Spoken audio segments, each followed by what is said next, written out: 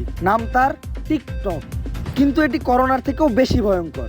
আর এই রোগের main target আমাদের যুব সমাজ। কিন্তু শুধু যুব সমাজেই নয়, এই রোগ ছড়িয়ে পড়ছে শিশু থেকে বৃদ্ধ সবার মাঝে, আর দেশ চলে যাচ্ছে ধ্বংসের দিকে।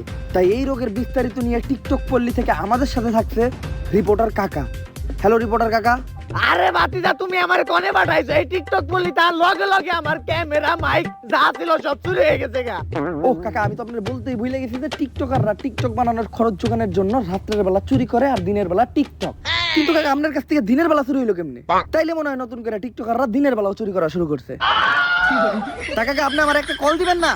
আরে বাতিজা, ফোন দেবো কেমনে? মোবাইলও তো চুরি হয়ে গেছে গা। কাকা, আপনারটা কি আইফোন আছিল? হ বাতিজা। তাইলে কাকা ওইটার কথা ভুলে যান, কারণ টিকটক বানাইতে গেলে ভালো আইফোন লাগে, তাই ওইটা টিকটকাররাই মেরে দিছে। তা কাকা, ওই জায়গায় যে আপনি কিরকম পরিস্থিতি দেখতাছেন?